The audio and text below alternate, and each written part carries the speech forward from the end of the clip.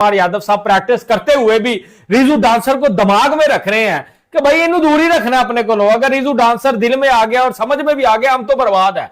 तो भाई वो कह रहे हैं यस इज अ 2 नहीं यस इज अ 1। ओ भाई मतलब यानी तुम लोगों की फाड़ के रख दी थी, हम लोगों ने बजा के रख दी थी। ये मुझे पता है सूर्य कुमार यादव ने घटिया हरकत की है, लेकिन उसके पीछे भी ये इंडियन गवर्नमेंट है, ये बीसीसीआई है सारा, इस सब ने मिलकर ये घटिया किस्म का काम करवाया है। और मोहसिन नकवी साहब एसीसी के चेयरमैन है, उनको एक्शन जरूर लेना चाहिए इस बात के ऊपर कि ये घटिया किस्म की बात है। बहुत यार छोटे लोग हैं।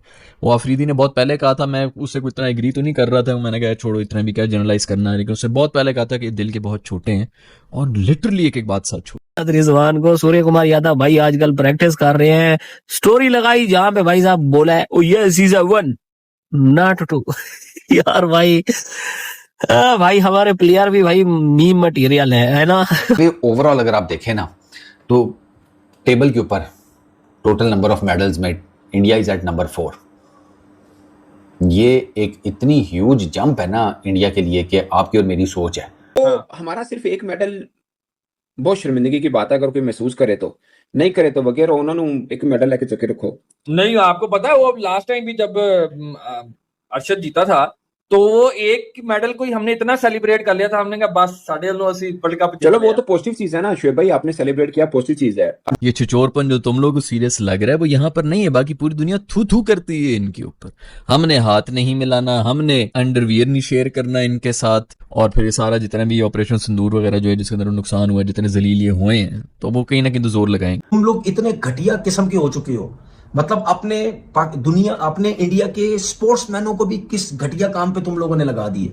ये हमारी बेइज्जती नहीं हुई है, तुम लोग की अपनी बेइज्जती हुई है। सबको पता है कि ये घटिया किस्म की हरकतें कौन करवा रहा है, इंडिया की जो गवर्नमेंट है वो करवा रहा है, ये मोदी करवा रहा है सब कुछ। गेम्स में इंडियन एथलीट्स ने 39 मेडल्स जीते हैं, एक कम 40।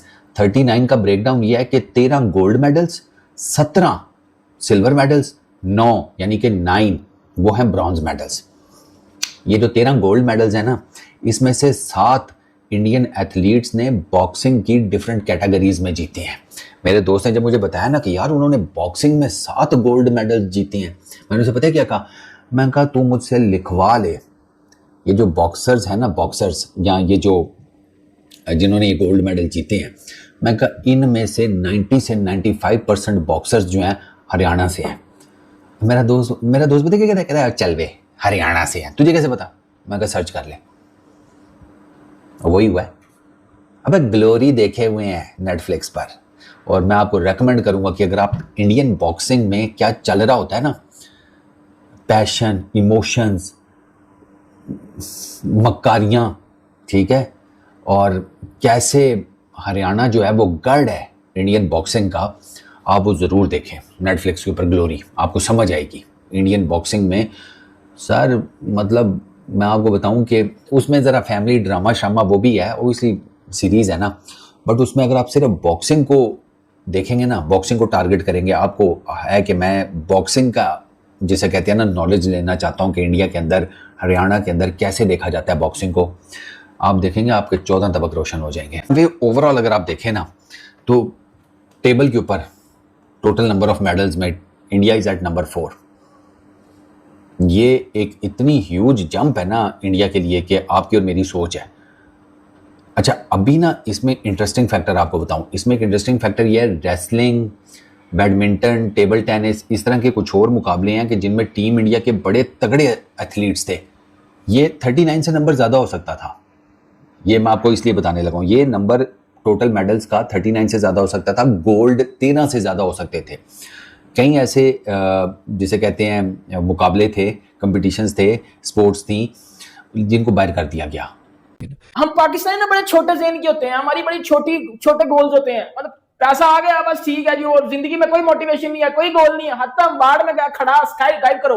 अरशद नदीम साहब का वो था, इस साल अरशद नदीम साहब भाजन 9वें नंबर पे आए कॉमनवेल्थ गेम में, मतलब कोला शीश नाग लर्न लेके वापस आए अरशद नदीम, बिल्कुल ठीक। हमारी स्पोर्ट्स जो है, हॉकी हमारा कौमी खेल है, उसका आप देख लो कबाड़ा हुआ पड़ा है। फुटबॉल फेडरेशन बनी हुई है, नाम की फुटबॉल फेडरेशन है, और माजरत के साथ जब लड़कों को ले जाकर मौका भी दिया जाता है ना, वहां लाड़शू बदीन हो जाते हैं इस चक्कर में कि यार बाहर ममालिक में पैसा कमाएंगे। यानी कि इखलाकी तौर पे अगर देखा जाए हमारा स्पोर्ट्स बिल्कुल खत्म हो चुका है, बिल्कुल। सिवाय क्रिकेट के जिसमें थोड़ा बहुत नोट है। देखिए स्पोर्ट्स, आपका किसी मुल्क में भी स्पोर्ट्स की तरक्की का दारोमदार किस चीज पे होता है?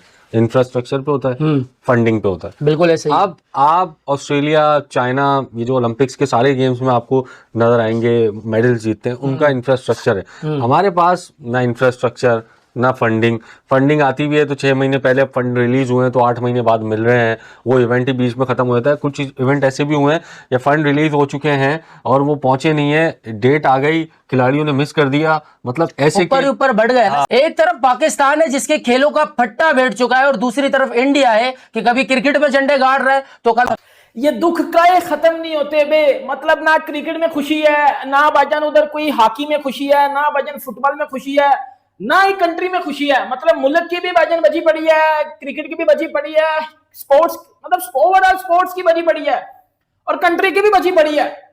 लेकिन हम पाकिस्तानी एक चीज को देख के बड़ा ज्यादा ना, मतलब हमें मजीद मनुसी पे आ जाती है कि वो इंडिया भाई किस तरह ऊपर चला गया जी। इंडिया भाईजान किस तरह ऊपर चला गया और हम तो भाईजान बिल्कुल जमीन पे लगे हुए हैं। अब आप सबको पता है कि कॉमनवेल्थ गेम हुई हैं। अब कॉमनवेल्थ गेम में भाईजान वो अरशद नदीम साहब ने कोई 2024 में वो गोल्ड मेडल को जीत लिया था। अब ऑब्वियसली पाकिस्तानी किसी गरीब के पास पैसा आ जाए ना तो वो, हम पाकिस्तानी ना बड़े छोटे ज़हन के होते हैं, हमारी बड़ी छोटे गोल्स होते हैं। मतलब पैसा आ गया बस ठीक है जी, और जिंदगी में कोई मोटिवेशन नहीं है, कोई गोल नहीं है, हत्तम बाढ़ में गया खड़ा स्काई डाइव करो। अरशद नदीम साहब का वो था। इस साल अरशद नदीम साहब भाईजान 9वें नंबर पे आए हैं कॉमनवेल्थ गेम में। मतलब कोला शीश नाग लर्न लेके वापिस आए हैं अरशद नदीम, बिल्कुल ठीक है। और उस साइड पे इंडिया को देख लो, इंडिया ने कॉमनवेल्थ में सर 39 मेडल जीते हैं, 39 मेडल, और उसमें 13 गोल्ड मेडल थे। कितने? इधर आओ लर्न फैक्ट्री के मिनिस्टर, इधर आओ। 39 गोल्ड मेडल इंडिया जीत के गया। कितने? 39। और उन 39 में 39 मेडल इंडिया ने जीते और उन 39 में 13 गोल्ड मेडल थे। अब यह नहीं सुनो कि पाकिस्तान ने क्या उखाड़ा है, मैं बताता हूं ना। अब पूतनी क्यों, मैं बताता हूं ना आपको। पाकिस्तान ने क्या किया? पाकिस्तान सिर्फ और सिर्फ एक गोल्ड मेडल जीता है। कितना? एक। अब इसमें मैं क्या बोलूं कि जी वो हमारे जो उधर गए हुए थे, क्या वो छनकना लेने गए हुए थे? इसमें चीजें ये नहीं मैटर करती। आप नीरज चोपड़ा की बात कर लो। नीरज चोपड़ा एक कंसिस्टेंट प्लेयर है, एक कंसिस्टेंट एथलीट है, आपको कंसिस्टेंसी प्रोवाइड करता है।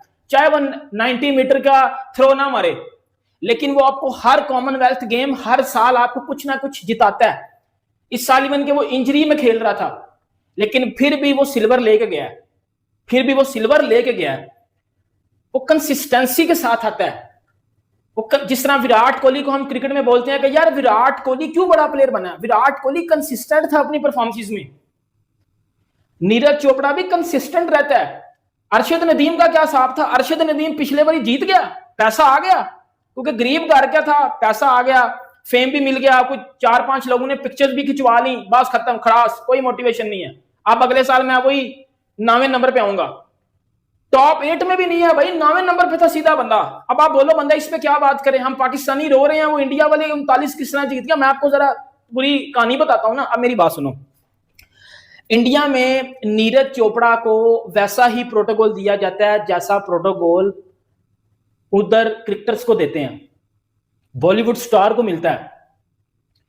उनकी अपनी गवर्नमेंट नीरज चोपड़ा पे इन्वेस्ट करती है। उनको अच्छी से अच्छी जगह के ऊपर, नीरज चोपड़ा को, उसको इंजरी हुई, अच्छे से अच्छा ट्रीटमेंट मिला, उसको अच्छी सी अच्छी कंट्री में प्रैक्टिस के लिए भेजा जाता है। उसकी उनकी जो बाकी एथलीट्स हैं उनको भी अच्छा प्रोटोकॉल दिया जाता है। हमारे पाकिस्तान में क्या है, ओए हमने तो मुल्क चलाने के लिए लोन IMF से लेना होता है, हम छनकना करेंगे, मुझे बताओ ना। नहीं, पाकिस्तान में अब लोग कह रहे हैं कि जी वो अरशद नदीम ने तो जलील करवा दिया हमें, अरशद नदीम ने तो हमें बिस्त करवा दिया।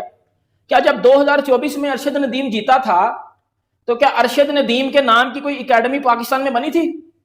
क्या तब स्पोर्ट्स को कुछ हाइप दी गई थी पाकिस्तान में? घंटा हाइप दी गई थी। ओए चलो ऐसी स्पोर्ट्स पे तो हम पैसा ही नहीं लगाते, और बहन के टको घंटे के जहां हम पैसा लगा रहे हैं क्रिकेट में, वहां हमारी बबरो हर जगह दफा जाके घंटा बजवाती है। क्रिकेट में तो कम से कम हम पैसा लगाते हैं ना। क्रिकेट में हमारा क्या हाल है? क्रिकेट में मेरी बबरो जाती है, मेरा रिजू डांसर जाता है, घंटा बजवा के भाईजान वापिस आ जाते हैं। शीशनाक लर्न लेके वापस आ जाते हैं। और ये चीजें 3-4 साल से चल रही हैं, हर इवेंट में पाकिस्तान जाता है, लर्न लेके वापस आ जाता है।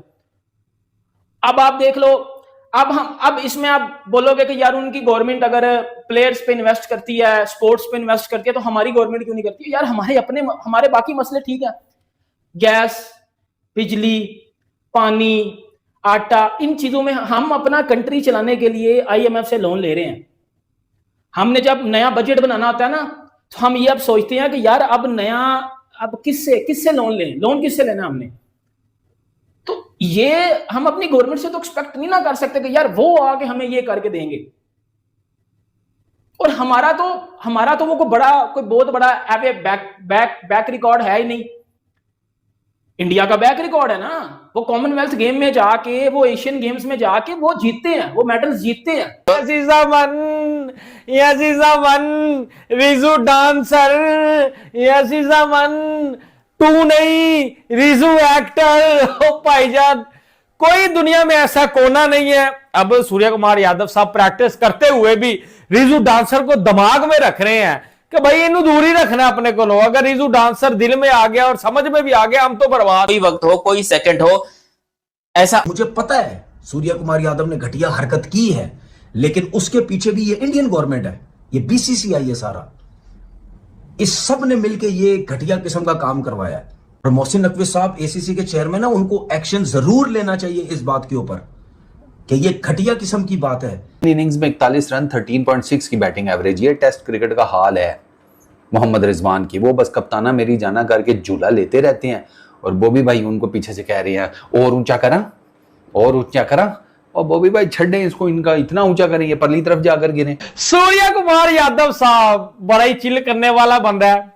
सूर्य कुमार यादव साहब जो है वो सर प्रैक्टिस कर रहे थे और उन्होंने स्टोरी डाली और उनकी एक पोस्ट जो है वो वायरल हो गई। Yes is a one Riju dancer, yes is a one, तू नहीं रिजू एक्टर। ओ भाईजान, कोई दुनिया में ऐसा कोना नहीं है। अब सूर्य कुमार यादव साहब प्रैक्टिस करते हुए भी रिजू डांसर को दिमाग में रख रहे हैं कि भाई इन्हें दूर ही रखना अपने को। अगर रिजू डांसर दिल में आ गया और समझ में भी आ गया, हम तो बर्बाद है। जो पाकिस्तानियों में असाइलम सीख कर रहे हैं, अगर 1000 पाकिस्तानी असाइलम सीख कर रहे हैं, उसमें से 80 ये कहते हैं कि वो गे हैं या क्यूअर हैं या LGBTQ++ जो भी आजकल निकलता है लेटेस्ट, मुझे नहीं पता, लेकिन that is the case with them.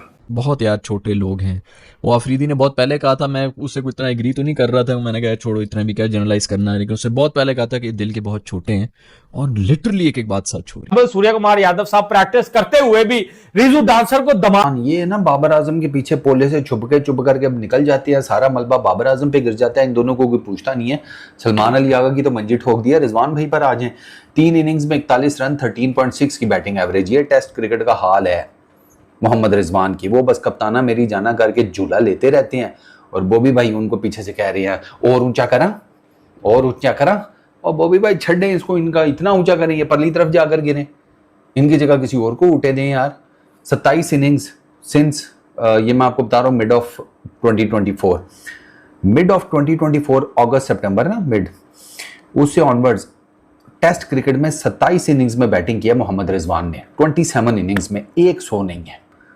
ये टेस्ट क्रिकेट में मिडिल ऑर्डर है हमारा, ठीक है ना। ये आगा जी और ये चिगमा अली सरकार आगा जी और ये, ठीक है, ये अपने वाइज साहब वैसे ये आवाज करते रहते हैं, जब बैटिंग करने की बारी आती है तो वहां पर। भारतीय क्रिकेट टीम के स्टार बल्लेबाज सूर्य कुमार यादव और पाकिस्तान के विकेटकीपर मोहम्मद रिजवान को लेकर सोशल मीडिया पर एक नया विवाद छिड़ गया है। ये देख पाकिस्तानी मीडिया का रोना धोना शुरू हो गया है। अगर आपको वीडियो अच्छा लगा तो like, comment, share and subscribe करें।